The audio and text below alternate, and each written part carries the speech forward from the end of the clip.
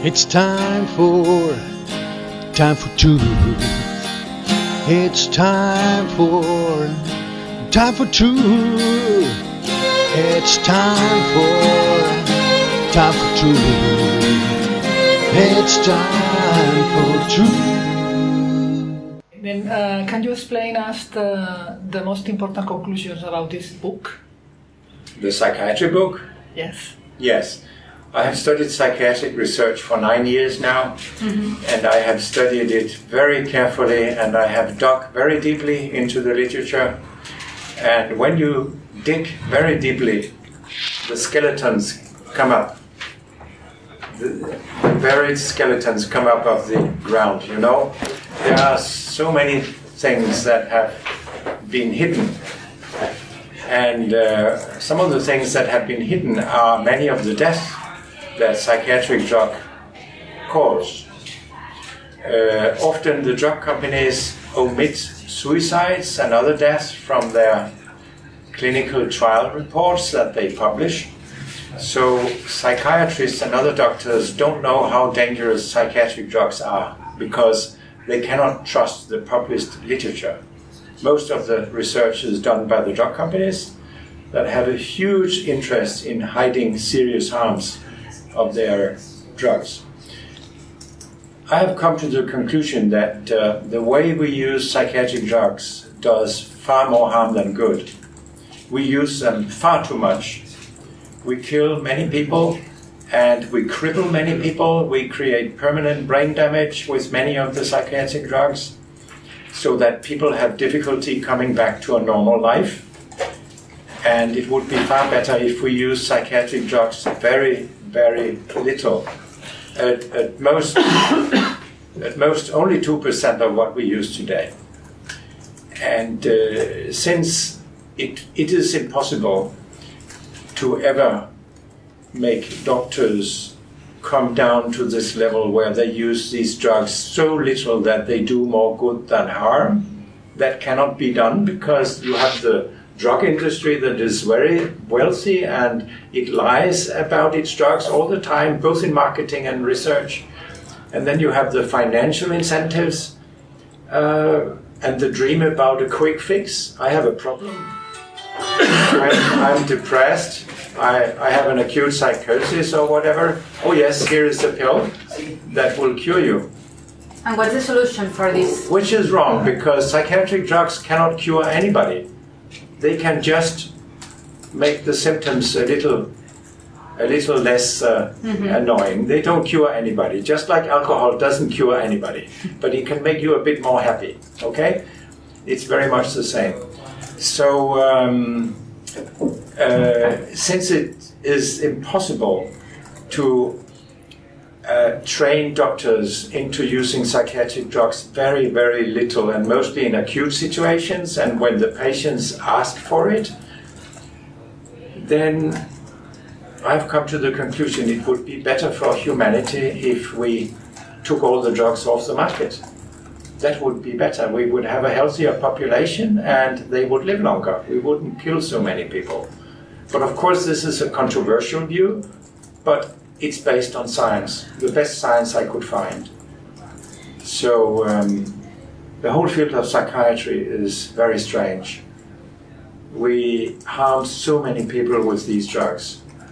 And we say that they are specific, that antidepressants work for depression. I have come to the conclusion that they don't work for depression, but they give people a lot of side effects. And they increase the risk of suicide for people, not only children, but even older people. So why use drugs that increase the risk of suicide when the worst thing, what you're most worried about with depressed people is that they kill themselves? So it makes no sense to use drugs that increase the risk that they kill themselves. So there is so much that is so wrong in psychiatry. And luckily, some psychiatrists have started to realize the problems they have created. So there is a movement in my country, in Denmark, and in the United States and elsewhere, towards using fewer drugs and less force belts and so on. But actually we should abandon all laws about forced treatment in psychiatry because it's inhumane and it's harmful. And there is a United Nations declaration about people with handicap that we have ratified, and I'm sure Spain has ratified it, which says we must abandon all laws in psychiatry about forced admission and forced drugging. This is inhumane, and you don't do that to other patients, only psychiatric patients, and you kill some of them. It's only when you send soldiers to war that you are aware that you might kill these people. But the difference is that people decide themselves that they want to become soldiers. So they know the risk. Psychiatric patients have not decided to become psychiatric patients and run a risk of being killed by drugs that are forced upon them, although they often don't want them. So we need a complete revolution in psychiatry where we focus on psychotherapy and empathy, understanding, respecting people even though they are psychotic. If you do that, you can calm them down when they feel they are being respected and when they feel you will not use force on them. Then I can assure you that you can calm them down. Force creates, no, violence creates violence. So when psychotic patients are violent, it's often because they react towards professionals being violent towards them. So you see, we could do so much better, and there are people who have shown us how we can do much better. In Finland, for example, in Lapland, they have what they call open dialogue. So if somebody develops a psychosis, within 24 hours, they have a team consisting of professionals and friends, perhaps, and family that talks to this person and meet that person in a humane way and not with force. So the results of this are far better than traditional psychiatry. And this model is now spreading in several countries, like, for example, in Germany. More and more places in Germany, they adopt the open dialogue model. So it means dialogue, it means talking to the patient. Instead of doing something to the patient, then talk to the patient. And you should let the patient decide themselves. I have asked many patients when I lecture who have been admitted with psychosis, what do you want next time?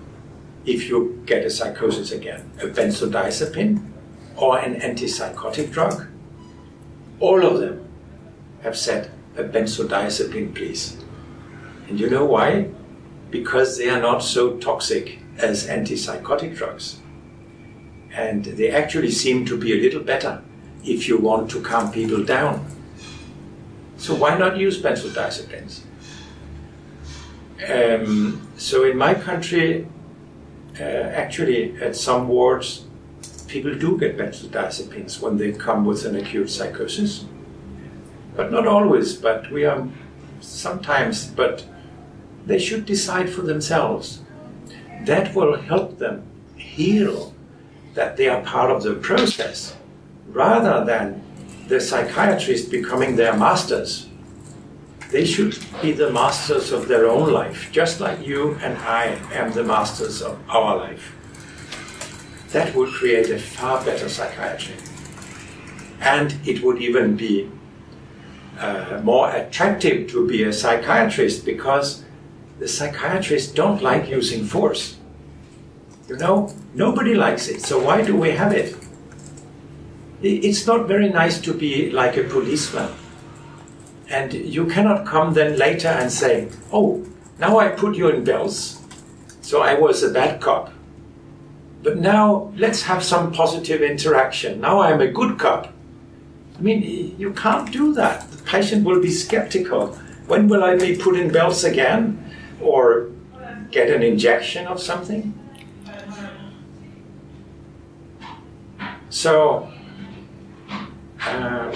Yeah.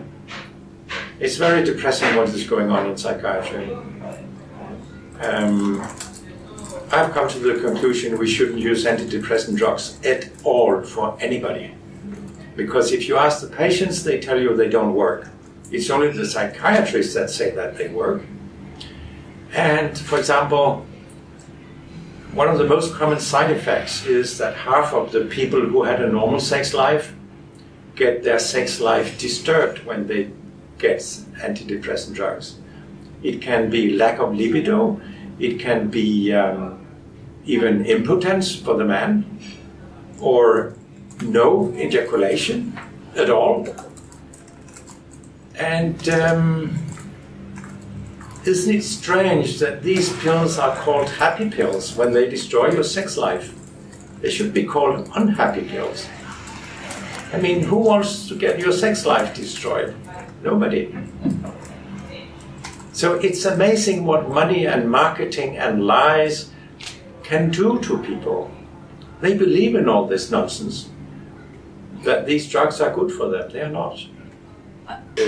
I can explain a little about ADHD drugs. Okay, dice que te puedo explicar Sí, sobre ya. Vale. That some of these drugs are amphetamine. Really? Yeah, and if you buy amphetamine in the street, it's an illegal drug. But if you buy amphetamine on prescription, it's legal. I took that. So this is, of course, very strange. Mm-hmm. And the other drugs against ADHD, they have similar properties.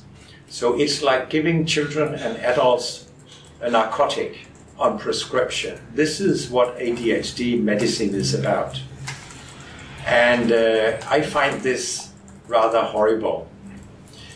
And particularly when you give these drugs to children, they are small developing brains. It cannot be healthy to give these brains a chemical that changes their brains. And it makes children more quiet, which is nice for the school teachers and perhaps for the parents. But they also become less curious, and they can become socially isolated. And we know that a developing brain needs a lot of interaction with other people. And curiosity is good for you. It develops your brain. And then we somehow prevent some of this. That can't be healthy. And we also know from animal experiments that it's likely that ADHD drugs can create permanent brain damage, but this is true for all psychiatric drugs. And why do we want to damage the brains of our children? That's not a good idea. Then many psychiatrists say that, oh well, we use these drugs in order to make it less likely that people will become substance abusers when they grow up, or will become criminals. And also so that they can achieve better in their education. There is no reliable documentation that this is the case.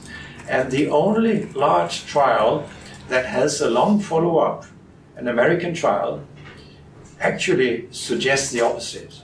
That if anything, ADHD drugs seems to make it more likely that people become drug addicts or criminals, and it doesn't improve their academic performance. We are studying these drugs at my center right now. We are doing a review on Ritalin, and these trials are absolutely horrible. It's among the worst science I've ever seen. So these trials are quite unreliable. They have been done by the drug industry, and often with American psychiatrists, which are deeply corrupt and receive millions from these companies. So they're not critical towards how the company analyzes and write up the results. We can see this very clearly in the published reports. So I believe that diagnosing so many children with ADHD who are more irritating and less attentive than other people it's a tragedy because it leads to drug treatment of them, and that is really a tragedy. They need human interaction, and sometimes the parents need to be educated because the problem may lie with the parents, so that the children react on the environment they have at school and with their parents. And furthermore, it's often a question of time. There is a very big Canadian study of 1 million school children that showed that if you are born in December, then 50% more children are in treatment with ADHD drugs than if you are born in January. 50% more in the same class. Why is that so? Because if you're born in January, your little brain has had 11 more months to develop, and then you are not so irritating for the school teacher. You have become older. You see? This documents how big a tragedy this is, that if you are a little patient and work with these children, I mean, one of my good friends is a child psychiatrist in Denmark. She takes every child off ADHD drugs. And she tells me she has never seen a single one of them becoming worse. They become better. And the parents actually appreciate to get their old child back, even though they may be more irritating. You see? So they get a true child back and not a drug child. I mean, who would want to give alcohol to a child every day and drug the child with alcohol? Nobody. But psychiatric drugs are similar to alcohol. They are very unspecific, just like alcohol. And there are some effects of alcohol that we like. Alcohol makes us more relaxed and sometimes more happy, but sometimes it makes people aggressive. And that's the same with psychiatric drugs.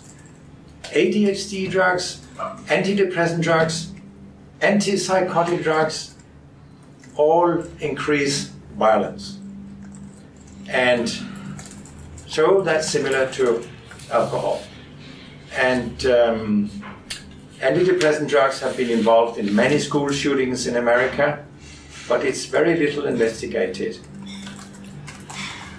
So when terrible things happen, for example, when a psychotic patient kills somebody, then we often hear the story, oh, this is also because he stopped taking his antipsychotic drug 2 days before. So there you see how good the drug is. If he had taken the drug, that might not have happened. This is the media story, but it's wrong. When you stop taking an antipsychotic drug, you can develop terrible abstinence symptoms. One of them is extreme restlessness, where you can't sit still. You must do something. This predisposes to both suicide and homicide. So when a patient has stopped his antipsychotic drug because of the horrible side effects, they talk about drug holidays. I need to get off the drug for a while. And then they can become homicidal. Then it's usually a side effect of the drug. You see the point? But in the media, it always becomes the opposite story. This is because he came off his drug. But my goodness, why was he put on the drug in the first place when it is so dangerous? That's a good question. What do you think about this? About the press? Yes. Well, last time I was in Barcelona, I was interviewed by La Vanguardia for the back page, which is very popular. Victor Amela, which one? I can't remember who the journalist was. No, I can't remember who it was. It was a woman. Ima. And Ima, yeah, that's true, yeah. And I think it was a very good and interesting interview. And she wasn't allowed to publish it by her editor, which is very bad because the the journal receives support from a drug company. Yeah. This is what we call corruption. Yes. Is this usual in those Not in our travels? country. Not in our country. Not- No. no? The newspapers are pretty independent in our country, but it's obviously a huge problem in Spain, and it's a huge problem in Russia, of course, and in many other countries, and in the United States it's even a problem. There is not so much free press left in the world. Economic interests take over the press. Yeah. It's a big problem for our democracies. Yes, it is. She wants to know what the subtitle means, organized denial. This is quite interesting. I worked out 18 different titles for my book before I took this one. It's a very short title, and it tells you a lot. So what do I mean with organized denial? I mean, of course, the psychiatrists organize denial. They have built up a fairy tale that we call biological psychiatry. Many of them still say that you are ill because you have a chemical imbalance in your brain. This is a huge lie. This has never been shown in scientific studies to be true. But half of the patients have been told, I'm ill because I have a chemical imbalance. It's precisely the opposite. That when you get a drug, you change the brain. So the drug creates a chemical imbalance. It wasn't there to begin with, but it creates a chemical imbalance. And therefore, when you try to get off the drug, you can develop abstinence symptoms, which the English call a cold turkey. So they have built up a fairy tale around these drugs and how they work that is not correct. So this I call organized denial, because they deny how dangerous these drugs are, and psychiatrists almost always deny that antidepressants can make you dependent. They accept that benzodiazepines can make you dependent, but then they say, oh no, that's not a problem with antidepressants. That's another lie. If you ask the patients, which has been done many times, half of them say, yes, I become dependent on these drugs, I have difficulty stopping them again.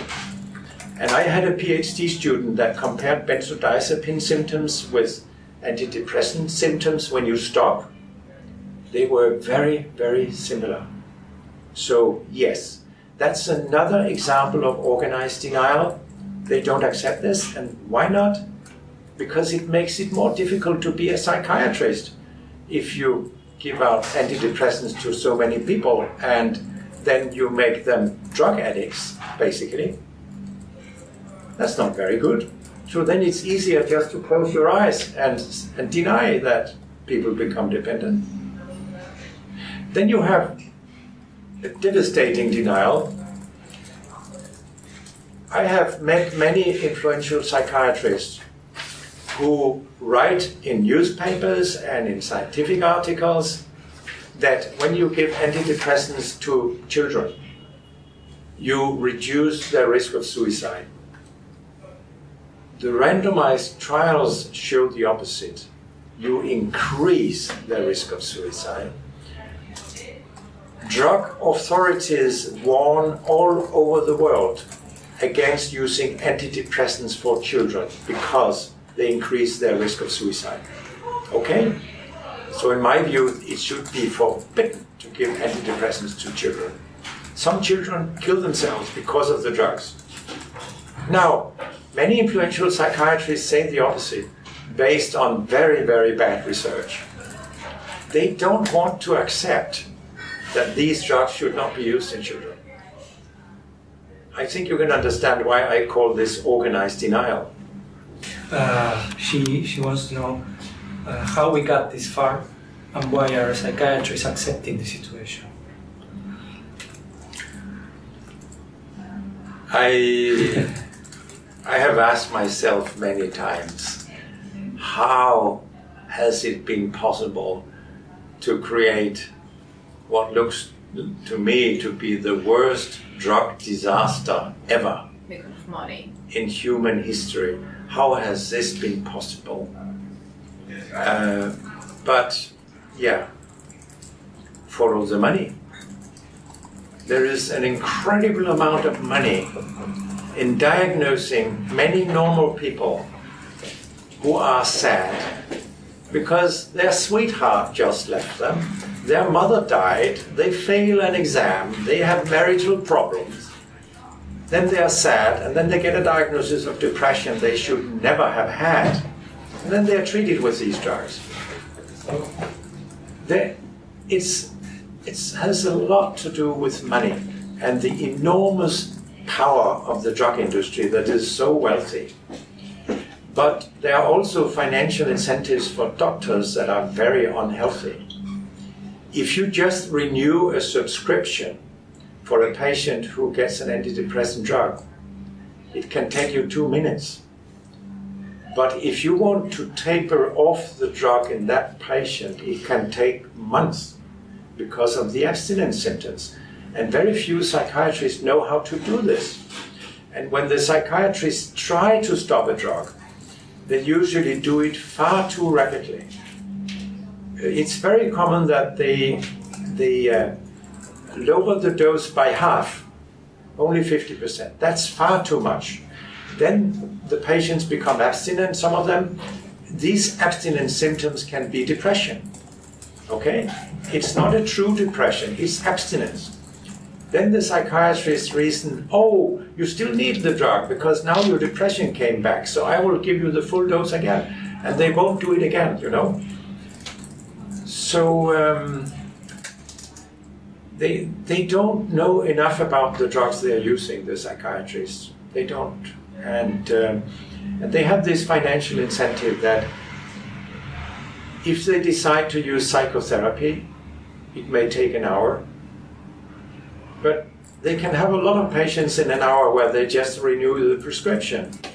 See? So the financial incentives are wrong because this massive use of psychiatric drugs has increased disability pensions. When usage of psychiatric drugs went up, then people who came on disability pension also came up, okay, in all countries. So these drugs turn acute problems into chronic problems. They create chronic patients, and they are taking away from the labor market. So it's incredibly expensive for society. It would be much cheaper if we use psychiatric drugs very little and use psychotherapy. We would have a healthier population that actually could contribute to society by being in the workforce. So it's a very, very, very bad idea, this idea about the quick fix. It doesn't work and it's incredibly expensive for society. So there are all sorts of wrong incentives that make people do the wrong things. So how can we get a cure for sadness, for example, or depression? Well, that's very easy. Not for me or not for people. It's very, very easy. If you give an antidepressant drug to a patient with severe depression, we are not just talking about sadness, but severe depression. Mm-hmm. Then on average, after about a month, the patients will have come down to mild depression. So they have become much better, from severe to mild depression. What happens if you give these patients a placebo? Then it just takes 1 more week. Then they are also mildly depressed. And so just wait a little and patients will improve even without treatment. That's how it is to be depressed.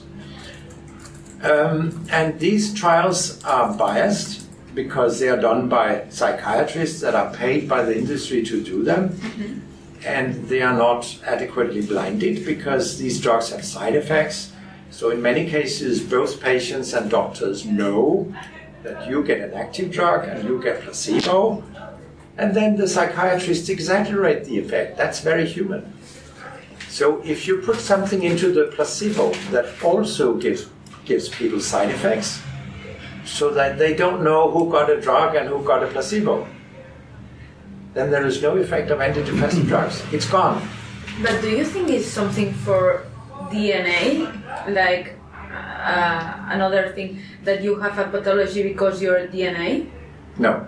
You can forget all that. No. There is so much false science in psychiatry. They say all sorts of things that are not true. Excuse me, what about an antidepressant, very carefully controlled treatment accompanied by psychotherapy? Well, first of all, people can disagree with me, but I have studied the science very carefully, and I've come to the conclusion antidepressants don't work. They just harm people. So you shouldn't use them. You shouldn't use them in combination with psychotherapy. And I can tell you why.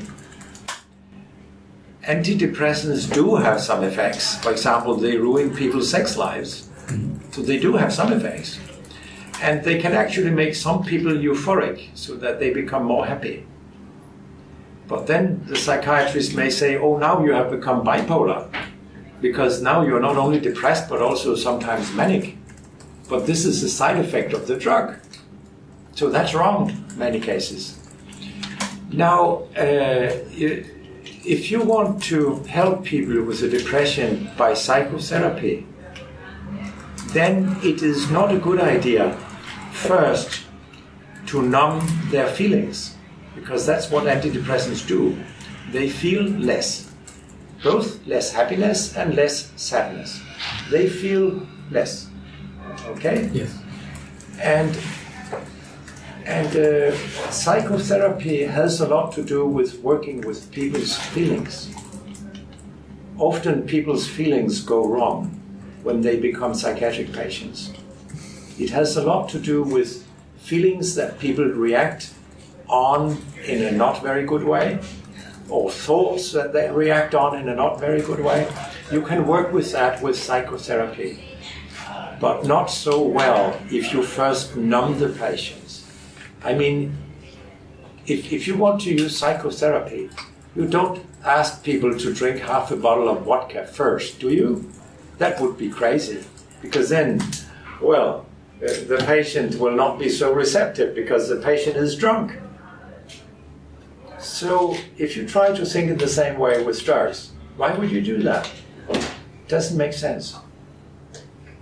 Well, I saw cases in which people were really at the risk of suicide, and they were given very mild doses of antidepressants combined with psychotherapy, and stopped the antidepressants once the risk was stopped, and then follow it with psychotherapy, and well, they're still alive. Antidepressants increase the risk of suicide, and there is no upper age limit where they are safe. It's wrong to say it's only children and adolescents that are at increased risk of suicide. No. It's wrong to say that. We have studied the literature, and there are many, many more suicides on drugs than what has been communicated to the public. Many suicides are missing. So I have come to the conclusion that it is likely that antidepressant drugs increase the risk of suicide, even in middle-aged people, for example. Why would you use a drug to prevent suicide when it increases the risk of suicide? This is wrong. That is malpractice. You shouldn't do that. There are studies that suggest that psychotherapy can reduce the risk of suicide. So drugs increase the risk of suicide. Don't use them. Psychotherapy seems to be able to decrease the risk of suicide. That's one of the reasons why you should use psychotherapy. If you can explain more or less the studies, documentation, science in which you based your conclusions. And the second question is, who is this book directed to? Target. Yeah. Target of Yes. the book. Because she says that she read somewhere that it was to young professionals and doctors. Well, the documentation for my conclusions are in the book. Okay. There are lots of references in the book. So people can see how I came to my conclusions. And they can discuss it with me, which I hope they will do, so that we can all become wiser. Science develops that way, that you discuss things. And I wrote the book primarily for the patients and their relatives, because they are being harmed so tremendously with psychiatric drugs. But I also wrote the book for young psychiatrists in training, hoping that the book can influence them so that they decide, we want to revolutionize psychiatry, because current level psychiatry is harmful because we use these drugs far too much. So we need a new psychiatry. You cannot change the old ones. You know, you can't. Yeah. You can't train a dog, an old dog. You can't change old people. And if they have felt for 30 years, if they have believed in the chemical imbalance nonsense and believed that these drugs are very helpful, how can such a person look in the mirror and say, oh my goodness, I have harmed my patients for 30 years. I was wrong. That's very difficult for people. It's much easier just to go on harming people and then telling yourself, I'm helping people. I'm a good doctor, okay? That's much easier. So we need to get the message out to young people before they become too brainwashed by the old ones. And unfortunately, this happens. I have talked to many young psychiatrists who were very, very sorrowful about what they saw in psychiatric departments. And I will give you just one example. A young woman in training took over the outpatient department from her chief physician. So she saw these patients who were not in hospital but came in and went home and so on. And then she started to taper off their drugs so that they could come off their drugs. And when her boss saw this, he became very angry. You are not allowed to change this medicine. They should go on with it. And what about if she asked, for how long? Shouldn't we try to see whether they have become healthy and don't need the drugs? That was not what he wanted. So she was desperate. And I told her, psychiatry needs people like you. She thought about quitting psychiatry. It was too much for her. And I said, no, don't quit psychiatry. It needs people. The patients need people like you so that we can revolutionize psychiatry. You are doing the right thing. Okay? She says that she feels that one of the reasons for this is that this is a sick society already. And she wants to know until what extent this sick society made us get this far. You can say it's a rather sick society, and I agree with that. We have allowed capitalism to go too far when it comes to healthcare. To take care of sick people is not really compatible with capitalism. It's something else. It's about caring for people. And you can look to America, where America uses about twice as much per head in expenditures in healthcare as we do in Europe, twice as much. And the results are much, much worse. The results for everything. Maternal mortality, child mortality, how old you become. Even affluent Americans, rich Americans, they live shorter than in Europe. Although they get so much healthcare. But I would say it's not although they get so much healthcare. It's because they get so much healthcare, because then they get too many dangerous drugs and too many dangerous unnecessary operations that kill them and so on. That's why, for the rich ones. But it's the same for the poor ones. So it goes very badly in America, where they use double as much money as we do in Europe of our gross natural product on healthcare. They have the worst results. So this tells you a lot about how sick our societies have become. And just look to America. Now, England went out of the European Union, and they look to America. They have done that for a long time. They have privatized their National Health Service in England to a large extent, and now their results are poor. They are intermediate between the poor American results and the good Central European results. So it's very clear that the more you privatize healthcare, the worse it becomes.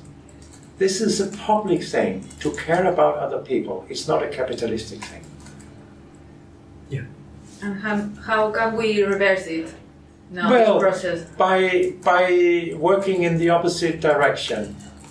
Yeah, but many people live and work in these companies and are still living with this. Well, I have been part of a working group under the Dutch European Union chairmanship that ended here in June. We were asked to come up with creative scenarios to somehow work with the problem of the very high drug prices. There is no free market. You know, this drug against hepatitis C, that when a company has a monopoly, they take as much money as they care. So this is threatening our societies. It's like pirating. It's like when Somali pirates take a hostage, they claim some millions to liberate the hostage, but here it's some millions perhaps every year for one patient. We should not allow this. So we have come up with a scenario where patents on drugs are no longer allowed, and where drug development becomes a public enterprise for the public good and meeting the needs of patients, and not just coming with other similar drugs as poor drugs we already have, but actually do some real research that benefits the patients. So that's what we have suggested, that capitalism is very bad for giving us the drugs we need and for affording the drugs we need. We can't afford them because they are monopolies. So we need to get rid of patents, and we need to have public drug development. It is already the case that most breakthroughs in drug treatment, they come from publicly funded research and not from the drug industry. So we might as well take the full step and say, okay, we make it a full public enterprise to develop and market drugs, and then we can price them so low so that everybody can afford them, even in developing countries, so we increase their prosperity. But many times public drugs are worse than the other ones. Public drugs? Yeah. No, that's a total misconception. I just told you that most breakthroughs in drug treatment come from publicly funded laboratories. They do. Because these people who are publicly funded, they don't work for money. They want to help the world, which is much funnier than working for money. That's... Yeah, but for example, I suffer from asthma, and sometimes some pills and some or Ventolin is better than another public drug. Well, don't talk about concrete examples. I am telling you, it has been documented that most breakthroughs come from publicly funded research. It's also absolutely clear that the drug industry extorts us, like people who take hostages. So the current system is not sustainable. It cannot go on. We need a completely new system. So this is what we have suggested, and we have written an article about it that we will publish or submit before too long. So then we can discuss this. So How can a simple ibuprofen will kill somebody? A pill. It doubles the risk of getting a heart attack. So it kills a lot of people. You should never go to the pharmacy and buy ibuprofen. It's too dangerous. And you don't need it. I mean, if you have pain, you don't need that drug. You can just live with your pain, or you can take a paracetamol. It's better paracetamol? Well, it doesn't double the risk of getting a heart attack. I mean, it's crazy. If you have pain somewhere, why would you take a drug that doubles your risk of getting a heart attack? It doesn't make any sense. People doesn't know that. No, that's why I write books. Have you ever been threatened or pressured in any way so you wouldn't publish this? No. I can't be stopped. But have they tried? No. Really? Yeah. It's too late. When the book is out, you can't do anything. Okay. Denmark is the happiest country in the world. Yeah. Why? Well, I can tell you why. Happiness in countries have a lot to do with trust. And in Denmark, we trust each other. We trust our politicians. You don't do that in Spain. No. Not at all. And we have a very low level of corruption in Denmark, which is vital for a country's happiness. And then we have a high level of personal freedom to do what we want, to write and say what we want, which is also very important for happiness, personal freedom. So we have that very much in Denmark. And then, thirdly, we have, even back to the Vikings, we have respected our women, always. So there has been much more equality between males and females in the Nordic countries than in the Southern European countries. And if you look to the Arab countries, it's absolutely horrible. Of course, this also contributes to happiness, that we respect each other, no matter whether you're a man or a woman. So I've just given you a few examples. In your medical point of view. About what? About the happiness. Medical? That's not a medical issue. This is an issue about everything else. What do you mean? I mean the institutions, medical institutions in Denmark is all different here. That institution here in Spain or in the south of Europe. I don't know really. We have private practice in Denmark, of course. We have private specialists and so on. And you have the same in Spain. And I don't know how it compares between Denmark and Spain. But I can tell you, we have very few private hospitals in Denmark. And it has been shown that you don't benefit from private hospitals if you're a patient. That has been shown in a study from Canada, I think. That was a Canadian study. And why is that so? Well, if you have a private hospital, you all the time have economic considerations. Do I really want to give that patient that expensive treatment? It would cost us too much, perhaps, if for example, the patient might not be able to afford the treatment and so on. You might lose money. Whereas in the public sector, in public hospitals, doctors tend to do what they think patients need, and they don't think about costs really. Not very much, at least. So in private hospitals, it's different. And there are many good reasons for understanding why it is that Danish doctors are very left-wing when it comes to healthcare. Then they are glowing red many of them. That's because capitalism is bad for healthcare. They might not be right-wing in other matters, but if you talk to Danish doctors about healthcare, they are pretty left-wing. You've written a book about mammographies. Yes. And even if it's not the subject of this chat today, she wanted you to sum up a little what you say about mammographs in that book, considering that it's getting fashionable now. Oh, here. well, we were not interested in mammography screening at all, but the Danish National Board of Health asked us to look into this subject in 1999.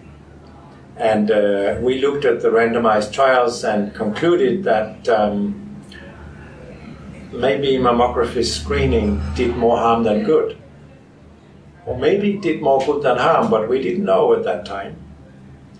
Then we have done a Cochrane review on mammography screening, and we have been more deep into these trials than anybody else in the world. I'm convinced about that. We have studied mammography screening in all these years and have published many scientific articles about it. And our conclusion is that mammography screening does more good than harm. Definitely. There are no data that suggests that it helps women live longer. If there is any effect of mammography screening on breast cancer mortality, it is very small. But when you screen healthy women, you detect a lot in their breasts that you should never have detected because it is harmless. It is like the prostates of males. We don't take a PSA because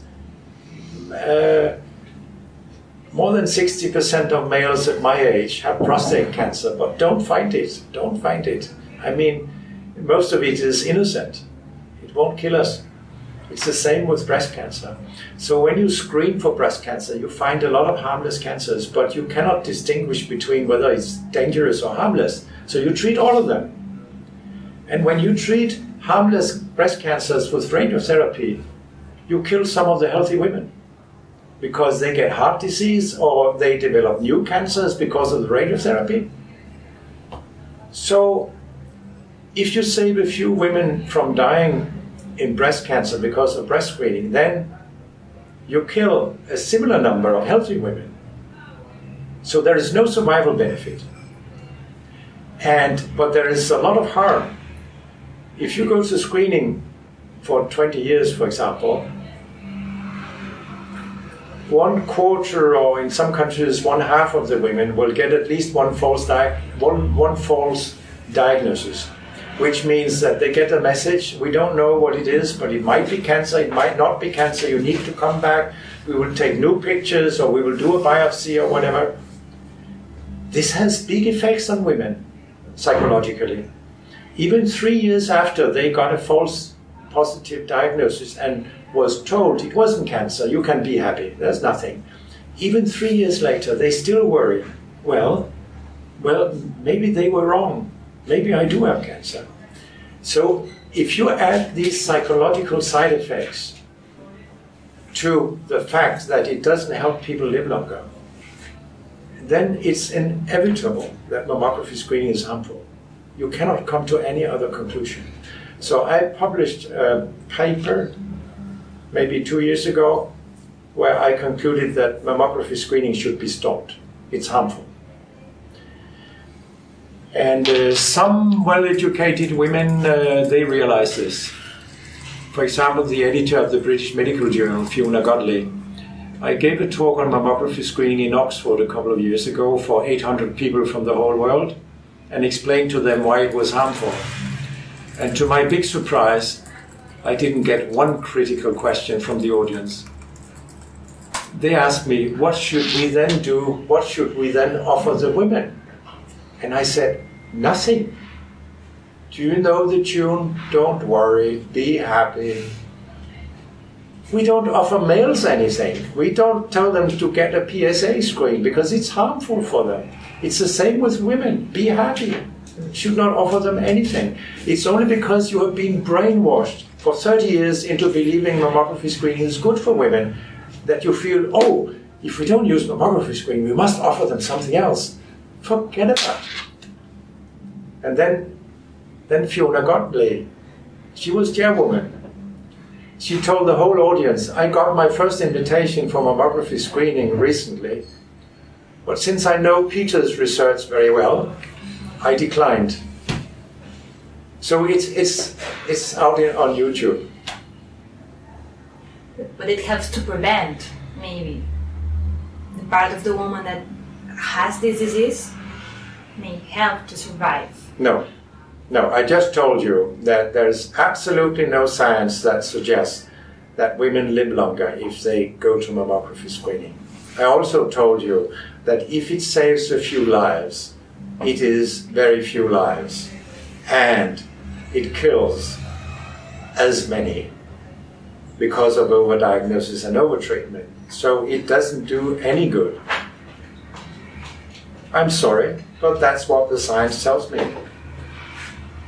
So I don't understand why we are doing this. It's again my reflection. No, but you're not at an age where you get invited to mammography screening. You're young. Yeah, I am, but my mother no, and he has. Yeah, tell her. She has done a lot of mammographies. Yeah, tell her not to do it, please. Well, I can't. No. My mother had cancer when she was pregnant. I was inside. Yeah. And she's alive now because she wanted Orange to juice be if anybody treated. wants it. Yeah. So Yeah. I think it may help. What helps? Because if not, I won't be here. What helps? Mammographies. Wait a minute.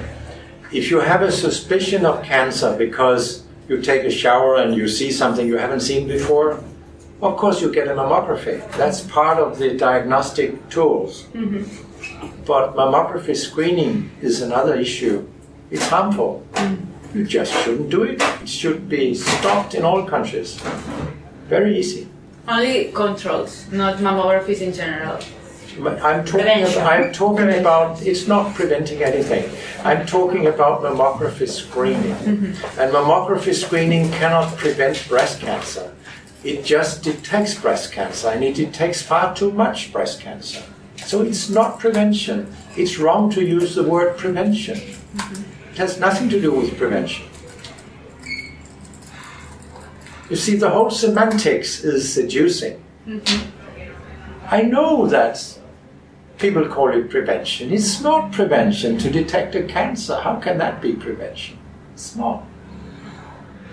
Do you still believe in medicine? I don't believe in anything. I'm a scientist. I question everything. As psychiatrists, medicine, psychopharmacos are the third cause of death after cancer and heart attacks. Sí. Could you improve on that? Yeah. I looked for the best science I could find to find out how deadly psychiatric drugs are. This is very difficult. For example, you cannot use trials in schizophrenia to find out how lethal antipsychotic drugs are, because trials in schizophrenia are usually made in this way, that you take patients who are already on an antipsychotic drug and then you randomize them to placebo or another antipsychotic drug. This means that you are harming the placebo group, because some of them develop terrible abstinence symptoms that predisposes to violence, to suicide and homicide. Okay? So you are harming the placebo group. And then you say, okay, I have a good drug because it's better than when I'm harming patients in the placebo group. That doesn't make any sense. So you are artificially increasing the death rate in the placebo group. This design is lethal. I write in my book that that 1 out of around 150 people in these schizophrenia trials who were randomized to placebo, they died. 1 out of 150, that's very many. And I think a good deal of these people killed themselves because they developed so terrible abstinence symptoms that they couldn't exist and killed themselves. So you cannot use these trials to see how lethal antipsychotic drugs are when you actually had a design that killed a lot of people in the placebo group. You see? So therefore I went to old people because antipsychotics have been tried in people with dementia, which is crazy. I mean, why would you use a toxic drug in people who have dementia? But that's very crazy. But there are trials of this kind. And then I thought, well, they might not have been on an antipsychotic drug before they were randomized to placebo and a drug. So these trials are likely more reliable. And then I could see that 1 out of 100 are killed of the old people. When they get an antipsychotic drug for just some weeks, then 1 out of 100 are killed compared to placebo. Suicide? No, they're just killed. I mean, one of the common reasons is that they lose balance and fall, then they break their hip, and then 20% will be dead within the next year. That's a very common reason why psychiatric drugs kill a lot of elderly people, that they lose balance. Everything that affects the brain affects your balance. It's not only alcohol. So that was the case for antipsychotics, and then it became more difficult, for example, for antidepressants. How was I going to find out how lethal they are? That was very difficult. Then I found a very good study from the British Medical Journal where people over 65 were their own control. So in one period they got an antidepressant and in another they didn't get an antidepressant. And then I could work out how many died when they got an antidepressant. And of course, these studies that are not randomized trials, they're not equally reliable as randomized trials, but I found the best evidence there was. So this is my conclusion, and I may be wrong. Maybe they are not so lethal, but even if I should be proven wrong, they do kill a lot of people. So whether it's the third leading cause of death or the fourth or the fifth, it doesn't really matter. They kill an enormous amount of people. There's no question about that. Thank you very much. You are very valiente. Brave. You're very brave. Revolutionary. No, I'm not brave. I just have a love for honesty. It's time for truth. It's time for truth. It's time for truth. It's time